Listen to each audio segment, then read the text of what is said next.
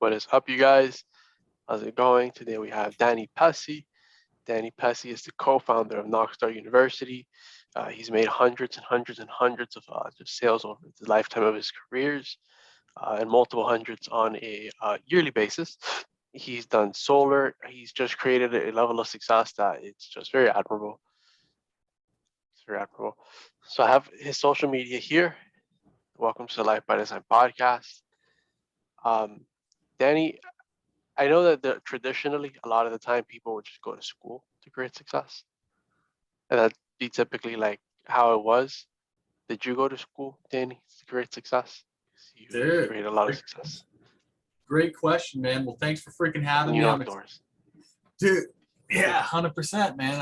I appreciate you having me on the show. I'm excited to connect with everybody. Hopefully, whoever's watching this can get a couple little nugs here and there. And I definitely am a plethora of knowledge. I've given pretty much dedicated my whole life to this, and this is my passion, my job, my gift to the world is the sacrifices that I made over the years, perfecting my craft, knocking doors. Me and my partner Taylor are the longest door knocking sales trainers in the country, and so there's no one that's currently training and providing a platform that have more experience than me and my partner. So I'm really excited to share that fact, because a lot of times there's a lot of coaches out there that don't have the validity behind what they do. And, I've committed my life to this, and, this is a place where I really can resonate with the community, because they know I've done the same thing that they've done for their whole lives. And, I'm on my 15th year knocking doors now, man. So it's crazy. And so, I started off when I was in college, making enough money and part-time when I was going to school. So I went to school, and I wanted to be a theater major. So I grew up in LA. So I had a big theater background. I talk about this a lot, but in my theater background, I wanted to be an improv comic, which is not stand-up. I did stand-up. I didn't really like it too much. It was a lot like the audience is sitting there like, all right, make me laugh, instead of like where improv is you co-create it with the audience. So there was a lot more fluidity behind it, and that's one thing that I really enjoyed. So I went to go get an education in theater and communications, and realizing that theater, if you're you get a degree in theater, right? The average income for a theater major is like $18,000. And I went out and sold that summer of 08 and 09. I went out and made like 19,000 in a summer program for 3 months. And I'm like, damn, dude, this is legit. And the next year I went out and I made 70,000 my second year. Third year I made 110,000, and then fourth year like 350. So it wasn't Vivendo, right? This was all, selling door-to-door alarms. Okay. And so once I hit that like multiple six-figure mark, I was like, bro, this school thing, it's it's not really there. The average people, so many people were fighting to make $50,000-$60,000 incomes, and I just cleared 350 as a 22-year-old kid. And I'm like, all right, well, there's clearly this school thing isn't really going to be as fruitful as this sales job. So let me go run this sales job till I get done with it. I'll try it for a couple more years and then cash out, and then, I don't know, go do something else. And then eventually I just got hooked on it. And so the education I got at school was good, but they're teaching you to get a job that everyone else is competing for. There's thousands of people trying to get $60,000 to $80,000 salaries. There's very few trying to make $1 million a year. So it's like the energy that it's going to take you to fight for a job and make 60,000, you could take that same level of energy and solve bigger problems and make more money when there's less competition. So that's been the big thing for me. It's, how can I continue to push myself? How can I continue to hit bigger targets? And the bigger the target, the less competition. So that's when I knew school really wasn't in the cards for me, because I was learning more in the business than I was at school. So for me, that was like, yeah, dude, this sucks. I don't think these guys are all fighting to make $60,000. I made that last month. And not to seem arrogant, but you know, I was realizing that my potential was a lot higher, and I had a responsibility to make a lot of money because, you know, I grew up in a single family. My mom, you know, she doesn't make a lot of money, so I have to take care of her. And, you know, I have a high responsibility for that. My dad's financially set.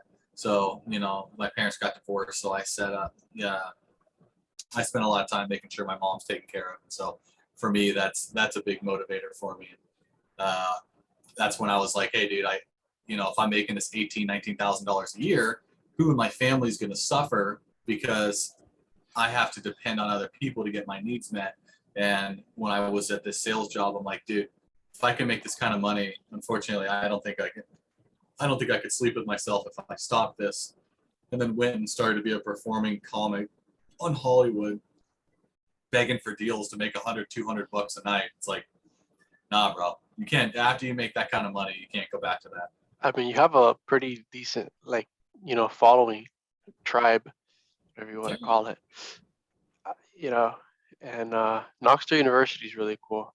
If you ever go back to, you know, doing the comedy routines, essentially. I mean, Yeah. I'm sure that helps you out even today in many ways, in addition to D2D, right? Yeah, dude, absolutely. And, you know, one thing that I really learned through the process of theater is it's not always the most talented person that gets the roles. It's more of not what you know, it's who you know. And when I found that out, I really didn't like it. And it put a real bad taste in my mouth about theater because I went to audition for this performance company in Hollywood and I didn't make it. And then 2 years, the guy told me, here's what you do. And then I guarantee you'll make it if you do everything on this list. And then I did everything on that list times 2. Like I was religious about it. I went to all these classes, paid all these coaches, and I was by far one of the best performers during that audition. And then I didn't make it the second time, and it really freaking crushed me. But the thing that I learned by getting rejected in that audition is if you really want to be on stage, you can either beg people to get on it or you can go build your own stage. And from that moment in my life, I realized that it wasn't about I'm not going to be the guy that's going to go beg to be on other people's stages. I'm going to build my own, and I'll judge who gets to go on stage and who doesn't. So instead of like performing at the comedy club, I made the commitment then and there to own the comedy club. And so for me, that was the greatest lesson. Although I was, you know, really upset about not making the performance company, but I learned there a very valuable asset that, you know, if you truly want to make something happen, you got to go do it yourself and not depend on other people. I'm going to go out there and make it happen. I'm going to buy the comedy club, and then I get to decide who gets to speak. And so same thing at that same time, I tried to be a DJ and a comic. And so I tried to go DJ at these parties. Nobody would let me DJ. So I'm like, you know what? I'm going to throw my own parties, and then I get to DJ whenever I want. So then I would, you know, I would go throw the parties, and then I would let myself DJ the best times during the party. So, and then my brother started DJing, and then he took that as a full-on career. So it's pretty cool to, you know, see what I was able to create and, you know, help my brother out with his career. And he played at Coachella and DJ'd a lot. And it's all because I didn't want to beg to be on somebody else's stage. I had to build my own. So time and time again, life teaches me that. And I continue to fight that lesson because I want to, hey, dude, you already got it. Let me do this, you know, let me be part of your stage. And then I'm just reminded, hey, bro, if you're really wanting to do something in your life, you're going to have to do it yourself. You can't depend on anybody else. You're the person that's going to have to go out there and make it happen. If you want to be a comic, if you want to change your neighborhood, if you want to change your city, if you want to change the country, if you want to change the world, sorry, bro, you can't just show up to somebody else's protest. You have to lead it. You have to be the one in charge. And so for me, that's like a very valuable lesson that I learned. And I take that to heart because for me, that's one of the best things that I've learned over countless rejections over the years and everything I wanted to do. How would you well, when to get less rejection on the doors, because I've lost a couple of deals on the doors, man. It's totally on my part. Other people would have closed it. I lost like maybe like between 20 to 30K on the doors. Bro, Yeah, that's nothing, dude. I know. Yeah, that's Wait, nothing. what? That's so Over, much for me. dude, over 10, I want to be 15 years, rich bro. I've lost millions uh, of dollars. And so, financially, like super rich. Yeah. yeah, what's your question? It's if you, Bradley's about to make 9 figures. You're probably making like 7, 8 figures. I want to make 6 figures and then 7 figures. yeah, there's levels to it. So your question is Yeah. how do you handle the rejection on the doors of losing money? Yeah. And then what would be like good questions to ask so that I can experience less of that? Like Yeah, your 5 favorite questions. yeah. 5, 7 magic questions. So here's how you got to reframe the word no. And so this is what sales reps, if you're listening to this is one thing that you want to take notes on and really let it resonate with you is there's two no's. There's the N-O or there's the K-N-O-W. When you get rejection, you have two options. You can take that as an N-O and beat yourself up and say, oh shit, they told me no. N-O means end of conversation. Or you can take that as a K-N-O-W, a no.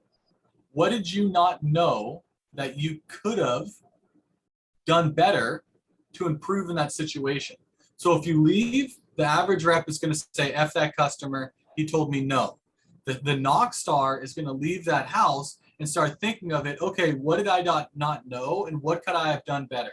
What could I have done better? And you got to start thinking of that process that you did is, okay, where did I lose that sale? So you start thinking of where you could have lost that deal and where you could have said, all right, I could have done this better. I could have done that better. All right, the customer told me they had someone they talked about solar before, but didn't want to do it. So I ignored that and I steamrolled it. Okay, I should have addressed that and gone further into that rather than just pushing it off to the side. That's where I blew it. Okay, perfect. Next door. Because when you start reframing your mind to not looking at things as an N-O, as a K-N-O-W, you take the sting away of the rejection and then you start self-analyzing yourself and start looking at how you can improve your game. And then if you continually get new information, you can get new results. The problem is people get upset with the income they're making but refuse to get new information so that they can get new money.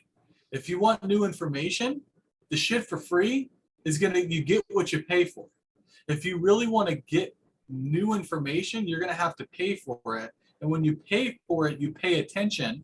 And when you pay attention to it, you implement it because you got to get your money's worth. And then when you implement it, you start seeing the results. And that investment into whatever you've purchased to get more knowledge starts paying for itself 10x. So that's the main thing to be focusing on is K-N-O-W, get more know. Get more know. Train yourself. Buy the products, learn the products, and make it as a part of your own. So, and I know you've got all the KnockStar products, bro. So you're smart. Yeah, You're investing in it. But the thing is, buying the products is the easy part. Studying, practicing, drilling, rehearsing, that is the hard part that people don't do and they don't get the results. So if I were you, I would be focused on how can you study that and make it like second nature to you. Memorize every single thing on that piece of paper and every single thing on the cards and the workbooks. All of these things is super, super important. So that's what I would say is don't look at it as a no, look at it as a K-N-O-W. And with that, because like I just got these, a lot of other people have used them. I've talked about how they've gotten deals. There's like a lot of online testimonials too. I'm pretty sure they'll work for me, especially now that I'm gonna apply the blue cards. No, they don't work for you. They don't work for anybody. Oh, okay. You make them work. Oh, okay. They're just paper and ink. Thing is every tool that you get in life, nothing works. It only works if you work. So that's the thing is if you get that paper and you get those, you buy our products, you buy our online university, none of it works, unfortunately, unless you make it work. Because the thing is, yeah, probably. What I'm gonna go through it. Yeah. It'll work. What's nice about us is like all of this material is stuff that we've done and we've used in actual closing situations. And it's not theory. This is stuff we've used and we've made money off of, so that way you can take what we've learned and then apply it and get the same results that we have. So, you know, me and my partner Taylor, we've been knocking doors for 15 years. You know, my first 3 months in solar, I sold 80 accounts. And so security, I averaged 300. And I've gone through KnockStar University. It's worth it. I like KnockStar University. It's got these. Thanks, Because I got man. the, because I had bought the slicks, and the slicks were pretty good. They were a pretty great investment. Yeah. And then because I wanted the actual slicks, and then so I haven't bought these afterwards. Dude, appreciate your business, bro. Yeah. So what you're talking about is sales slicks. So what we've done is we've developed.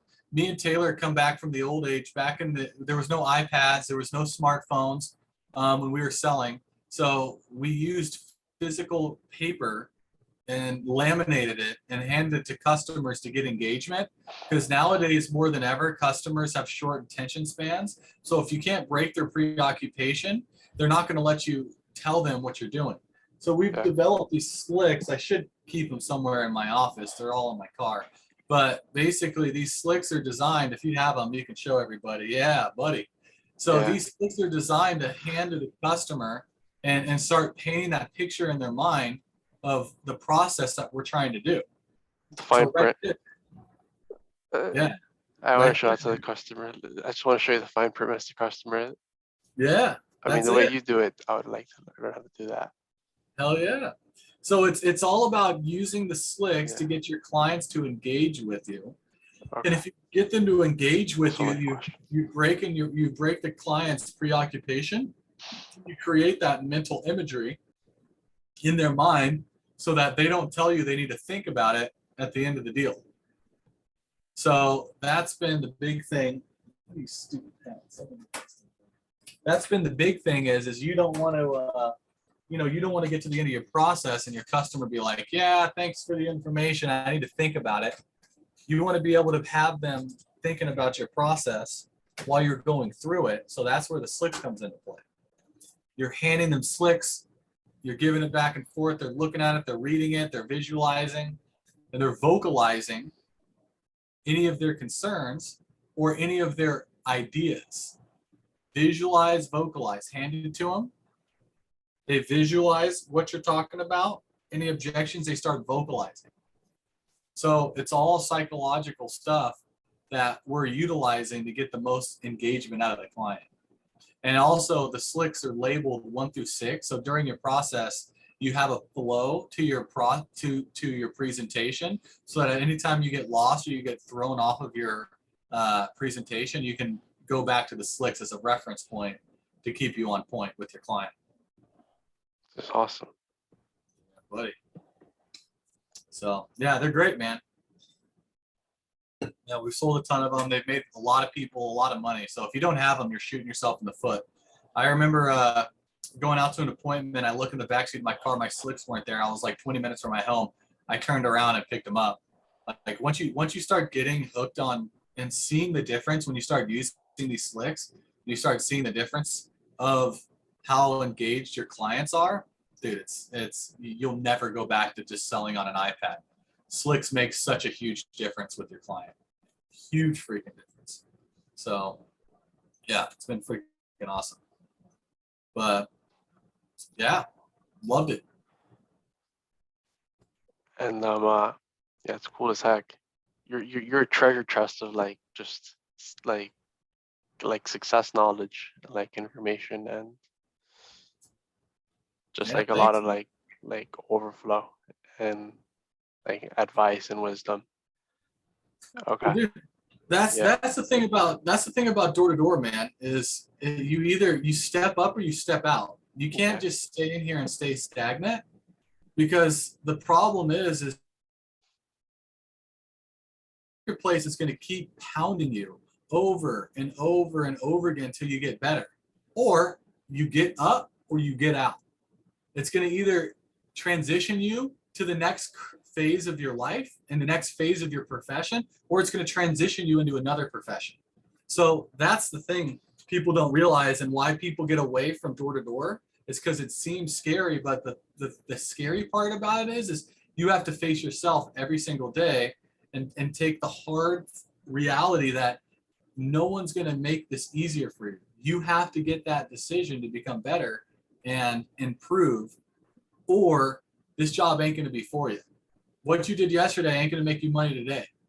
So every day you have to continually get better, because if you don't get better, you're not going to get any more income. And then you're going to say, hey, dude, this shit's too hard. I'm done. So that's what I've loved about it, is once you get on that pony, you have to continue to get better over and over and over again. And the only way that you're going to last 15 years of hard knocking is by improving yourself on a consistent basis.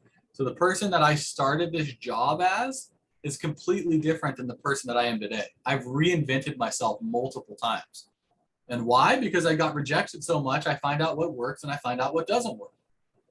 And then it goes into my personal life, my family. All these things come from getting better and getting rejection so much. People don't like that rejection because it doesn't feel good. But if you know it's coming and you prepare for it, you get stronger, so it doesn't have that sting anymore. Right. You grow indifferent to it eventually in a certain aspect. Yeah. Depending, you know, the calluses, right? Or the reference points, or. Yeah, 100%. Cool. What are better questions that I can ask, like inside the home? Good questions to ask during the home is, if you're, let's say there's a couple of them. Fuck yeah. Let's go. Yeah, I mean, there's a couple of them. So it's understanding the customer. So with solar, you do need to build a lot of rapport. So just asking them about themselves is a great way to go. So, hey, how long have you lived here? This, and that. And then start asking, questions on if you're selling leases or PPAs, or you're selling ownership. With ownership, I started asking them, so are you an owner? Yeah, so are you an owner, or do you like renting your things? Like, are your cars rented? Do you rent your television? Do you rent your home here? Okay, you bought it. Perfect. Because all of these things, I'm going to start tying them down to later. So asking them ownerships, hey, what was the reason why you bought your house? Hey, what was the reason why you buy your cars rather than rent them? Hey, is that television? Did you get that from Rent-A-Center, or did you buy that? It sounds silly and they'll start laughing on it. But then when you start talking about their energy being rented, they're like, oh, shoot, renting my power is just as stupid as renting my television. Why would I do that? I could own it with solar. So that's a really good question to ask. So the other questions, I go through a series of them. A lot of them are on the online university. But for example, Mr. Customer, when do you think people start buying electric vehicles? When? Well, when they go to the gas pump, they go to fill up their gas, and what used to cost them $40 to fill up their tank now costs $120. And their gas prices for the year on their car went from $3,000 to $12,000. That's when people start looking for alternatives to what they're currently doing. So now let me ask you this, Mr. Customer. When do you think people are going to start looking into getting solar?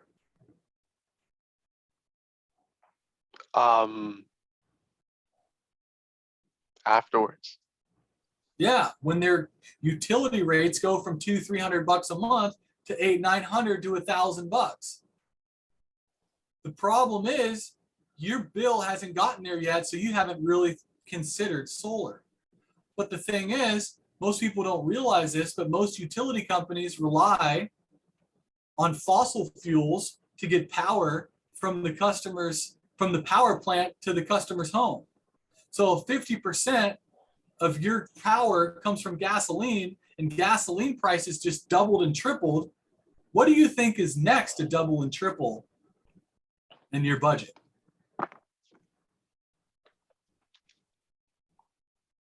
My electric car.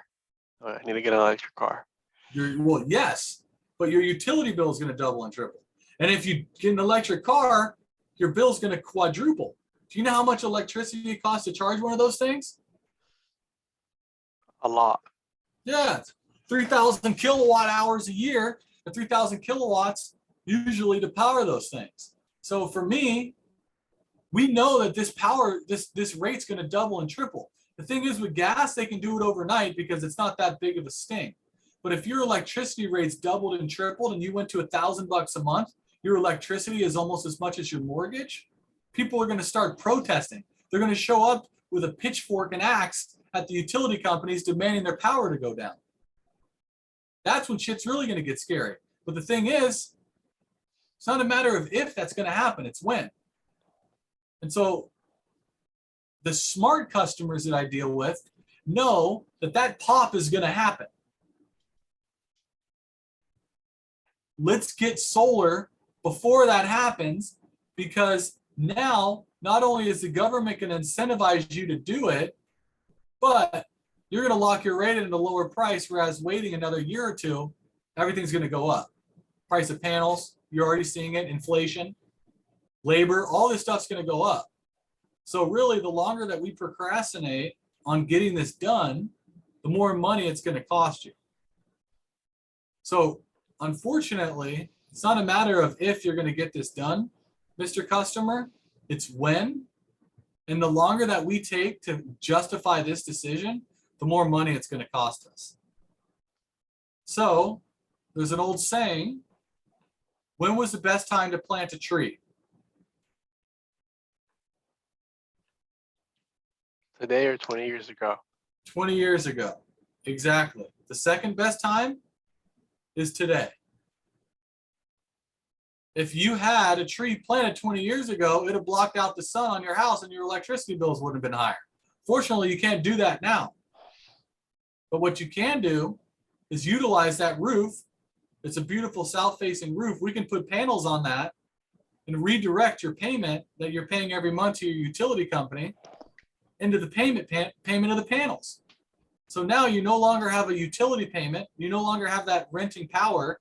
You own your power, so your power payment's gone. Now you have a solar panel payment. So the difference is you're paying $400 a month for your utility. With solar, it's only $300. You save yourself $100 a month. And you already know that that 400 is going to be 800 by the end of next year. So let's bite the bullet and get this done before it's too late. And the sad part is a lot of my customers who wait, there might not even be panels in the future. What the heck? Yeah, they're running out because everybody who's smart is being proactive about it. The cost of doing nothing is so serious. Yeah. So those Even for the questions right proposals. there, you're going to want to watch that. You're going to want to go, if you're watching this, go back and rewatch that. I'd be playing that 10, 15 times over and over and over again, because those are the conversations you need to have at the close, so that when you go over your proposal, the customer is like, wow, I'd be an idiot not to do this. And so when you sell like that, you don't have to sell on savings. Oh, it's awesome. People that sell on savings are weak. That's not why people get solar. If you're focused on trying to save them money every month, you're missing the big picture. What would be the bigger picture? Big picture is over the next 25 years, they're going to have energy independence. The Green New Deal, right? But the way Yeah. you explained it, the urgency and stuff. Yeah. It's just, Yeah, you want to go buy an electric car when your prices are $200 a month, or every time you fill up your tank, it's going to cost you $200. You go to buy an electric car and they're 8 months out. You're shit out of luck, bud. Sorry. No electric cars, because everybody who was smart knew this was coming and they bit the bullet and got it over with rather than waiting. So by all means, you can do it, but unfortunately, the longer we wait, the less likely it's going to get done. Because everybody who's smart is getting these panels. Just like gas, it's just like cars and horse and buggy. People on the horse and buggy wait as long as possible. Oh no, it's never going to go away. People that don't have solar are going to be considered the people that are driving the horse and buggy. They're like, whoa, what are you doing? Your house is getting crushed by electricity and you're not utilizing it. Your house is getting crushed by the sun and you're not utilizing that to get free power. Like, bro, what's wrong with you? Hey, honey, hey, can we get the check? This couple's kind of weird. We're getting out of here. It's like, what is wrong with those people? And then not only that, but how selfish is that to have all of that house not being utilized to generate electricity? Like, if everybody was on solar panels in the world, carbon emissions would be drastically reduced. All of the pollution. I live in LA. You go outside And I mean, I live in a mansion in Beverly Hills, clearly. And so if I step up on my fifth floor of my mansion, I look out over, LA, you could just see this brown layer of smog. It's just disgusting. So it's like, by not getting solar and not maximizing the opportunity to generate your own power, the whole planet suffers because of your inability to think of somebody besides yourself. So stop being selfish. Like, let's start thinking of the bigger picture here and take care of our planet before we don't have one anymore. And there's no way I'm going back to Mars. Just kidding. Grab your checkbook. Let's get this thing going.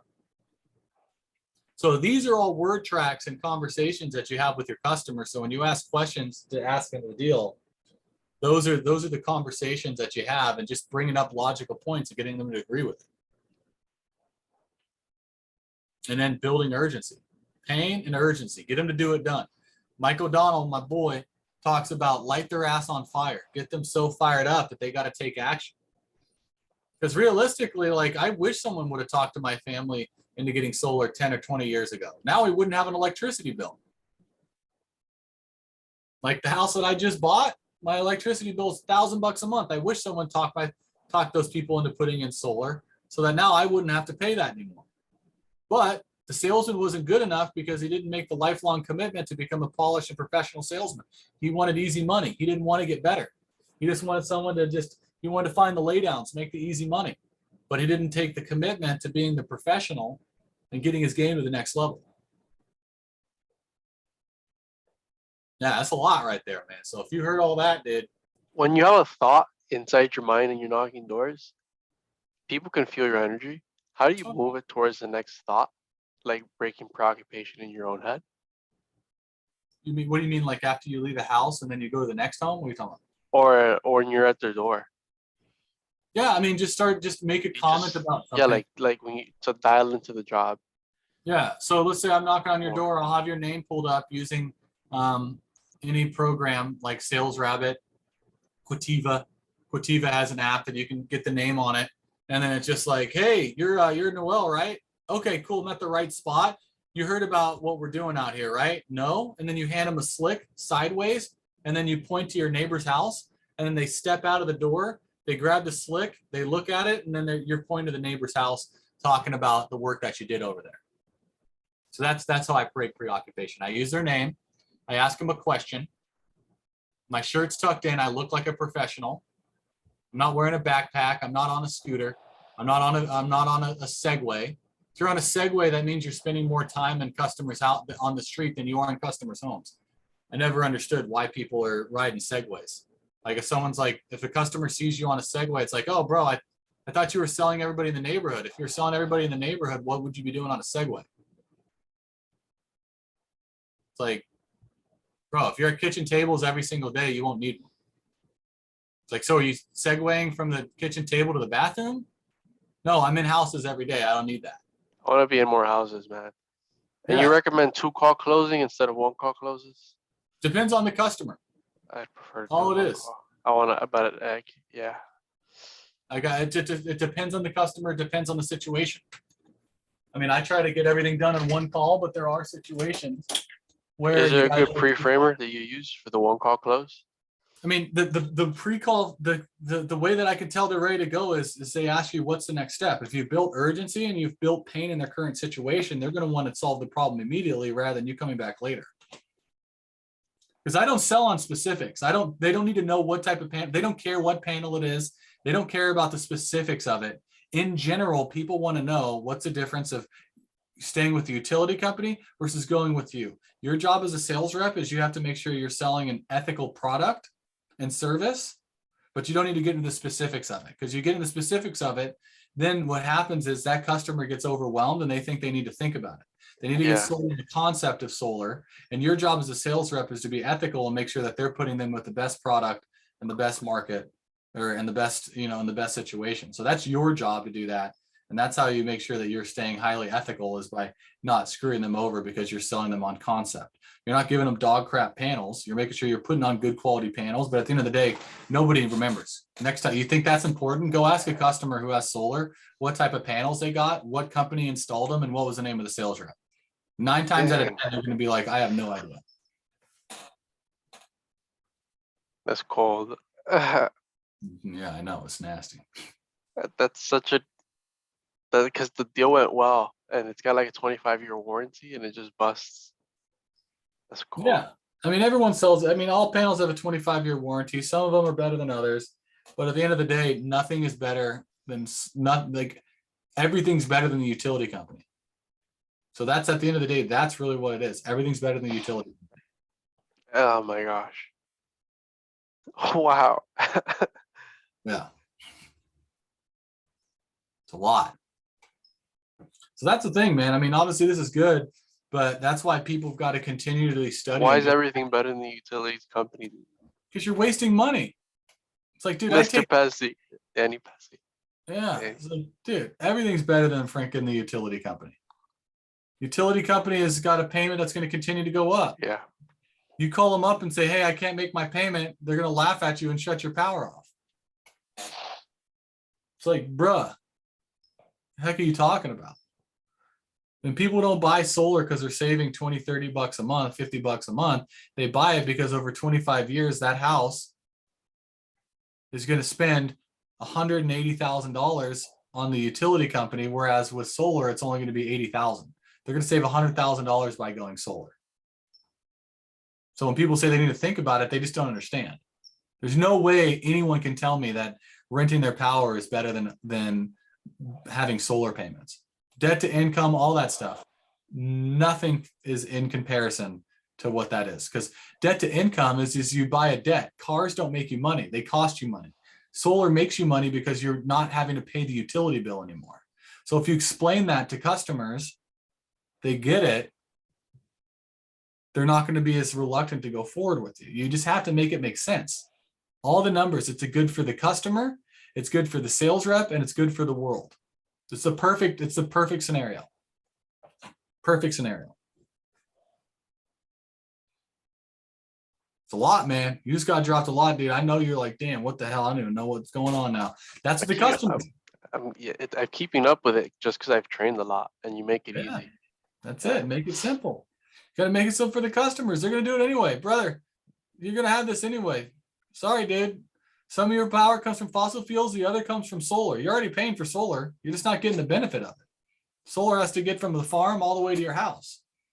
So the thing is they're getting all the perks. They're getting all the tax credit. That power is free. They're making money off of it. So obviously they're smart. Let's just do what they're doing. Instead of you getting panels from somewhere else, let's put them on your house and you get the benefits. Like there's no need to overcomplicate it. It's like if you're renting your car, I'm talking you into owning it. Oh, well, I got to take out a $30,000 loan to buy this car. We have leases too, by the way, with our company at Sunder. Yeah, nothing wrong with leases. Depends on the customer. Both. Yeah, I mean, dude, if the customer is, they're freaking out about debt to income, or they're trying to move pretty soon, or they're how do PPAs work? That's just the power purchase agreement, like that's the pre-purchase agreement, though, right? The PPA. Power purchase agreement. So what they do is they buy their electricity from the panels at a cheaper rate than the utility company is going to sell it. The panels belong to the PPA company, and then they basically generate power on site and sell that power the panels produce to the customer cheaper than they're buying their power from the utility company. And it's a great option. I've sold a ton. I mean, out of the deals that I've sold, it's predominantly 50-50 loans and PPAs, but depends on the customer. Wow, so that's amazing. Yeah. Well, so what's the benefit of the PPA over the loan? No debt to income. So there's no debt. That's a big one. It's better for some people that don't have good credit. So the credit requirements for a PPA are lower than some of the loan options. If they're still go solar? Yeah, they still can go solar. So they who pays for the equipment? What ends up happening is the PPA company like Sunrun. Damn good deal. Yeah. So what'll happen is Sunrun will then keep the tax credits and they'll sell the tax credits to banks, and then they'll keep that. They'll make money on that too as well. And then what else? So if like grandma doesn't want to take out a big loan, she can put that on her house, a PPA, and save her money without having to go into debt.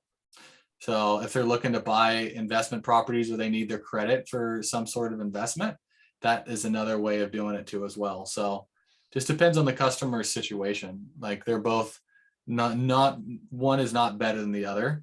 It depends 100% on the customer situation. So some people say loans are better. It's like they are for some people, but for some people they're not. So it just depends. Let the customer decide. It's like, oh, well, this customer wants a hybrid. This customer wants a muscle car. And you can't just say the hybrids are better. You got to give the customer the chance. It depends on what the customer wants. And that's why I offer both. So I know, I'm not biased towards one or the other. And I tell my customer that, hey, here's a few options.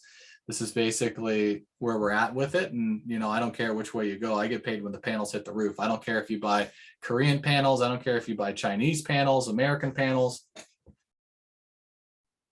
We just got to get something on your roof, man. You're getting ripped off by the utility company. Oh, that's funny, Danny. Mm-hmm. Yeah, so that's a lot of nuggets right there, man. And I mean, I like to keep my podcast short, because if they go too long, people start losing interest. But what I'd say is if you're watching this, go back and listen to my word tracks over and over and over again. You have those conversations with customers. The conviction that I have behind what I'm doing is the secret sauce. The belief in myself and my product. That's going to be more. That's going to be more felt than the logic of my statements. The line that I teach my clients is the depth of your conviction is more powerful than the peak of your logic. So if you're saying these words, make sure you truly believe that they're in a better situation with solar than they are their utility company. That's why, like, I'll knock behind a neighborhood that got hit 10, 15 times. And customers are like, bro, I've never heard this before. Those last guys, I don't know what the hell they were talking about. It's like, yeah, they were talking, but they didn't believe it. That's why I'm standing, I separate myself because I'm really, really bought into what I'm doing. And I've put in the work, I study, I train. So when I show up to that customer's house, they know they're dealing with a professional that is leagues apart from anybody else they've ever talked to. They've had other people talk to them, but they've never had me talk to them. So yeah, dude. So with that being said, I freaking, dude, I loved jumping on your show, man. And I appreciate you taking the time, and hopefully you got some good nuggets. And if you're watching this, feel free to follow me on Instagram. You got all my stuff back there. And, if you are looking to, we talked about investing, start buying content. Like if you're in solar, the first investment you need to make is getting the knowledge to get you to 6 figures. Yep. You should not be buying houses. You should not be buying crypto. Do not buy any of that stuff until you can make 6 figures in solar. That's the biggest problem. I get people, hey, what should I invest in? Invest in your mind, invest in your knowledge, so that you can consistently make 6 figures over and over again. Because if you go out and you sell a couple deals and you put $100,000 in crypto, and then you never sell more solar again because you don't have the proper knowledge, you can't rebuild that source of income. Whereas you take the $100,000, instead of putting into crypto, you buy courses, you buy information, you buy programs, you buy seminars, you buy new information, then you can replicate that again. You spend $100,000, then you make $1 million off of it, and then you take that $1 million, invest it in crypto, and you're going to notice a big difference in your returns. So if you're investing, buy information that's going to help you make more money until you can consistently make 6 figures. Then once you consistently make 6 figures, then start investing in the other stuff. 15 years, bro. You figure out what works and what doesn't. That's what works. How could you guys have your own solar company, you and Taylor? No. How come?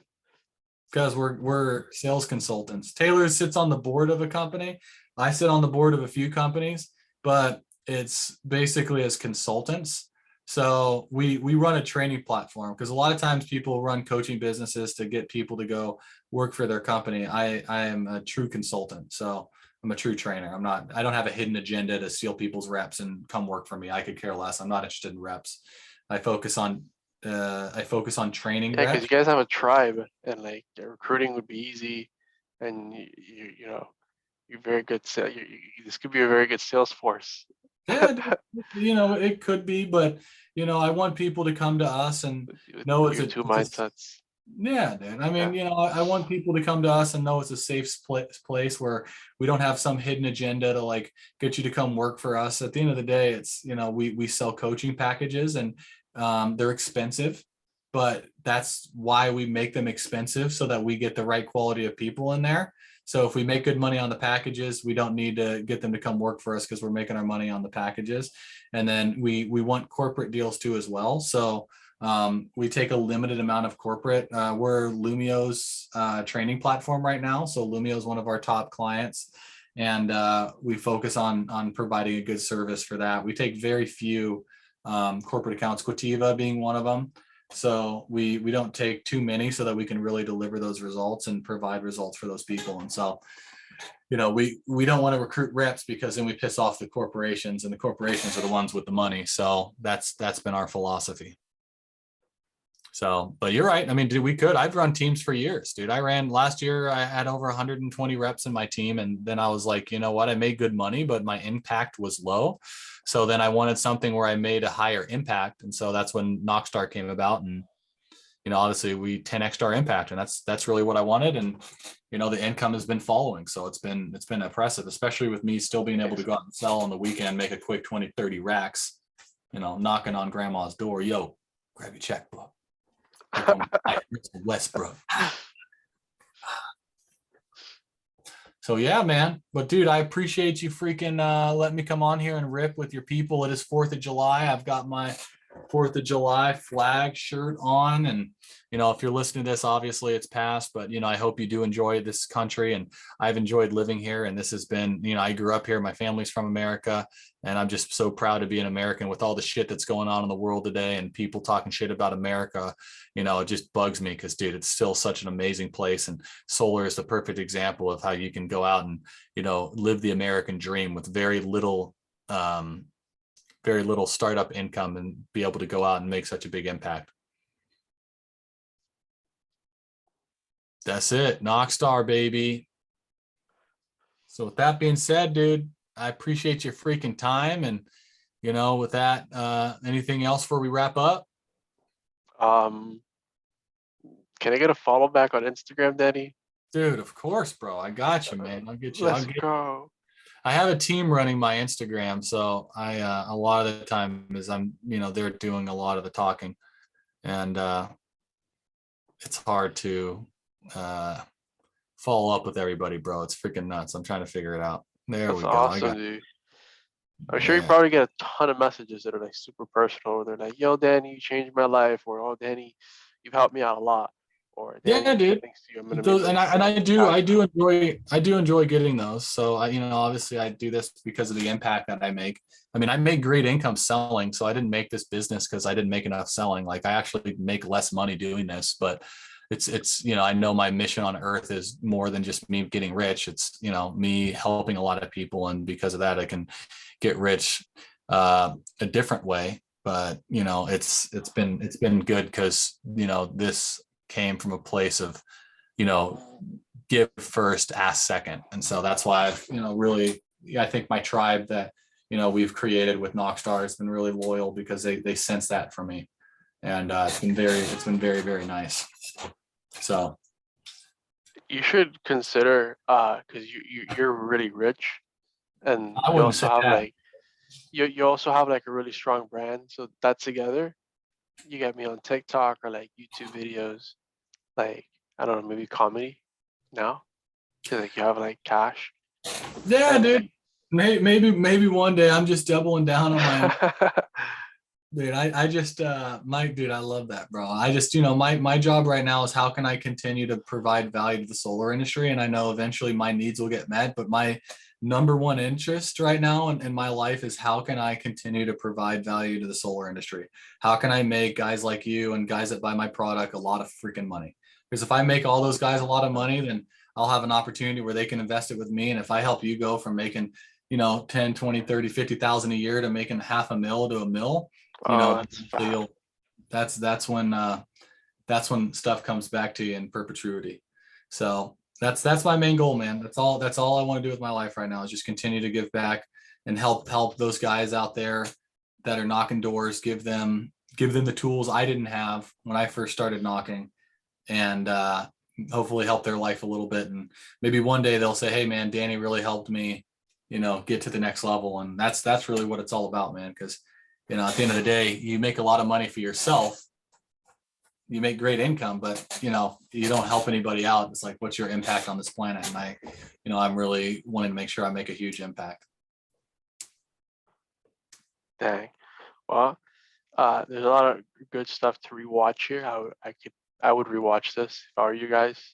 The only thing you do above this is buy KnockStar University or some of their solar training products, because this was like a master class in itself. Thank you, Danny. Yeah, buddy. Dude, well, appreciate you. And guys, thanks for tuning in. Keep studying. Be great. And we'll see you next time.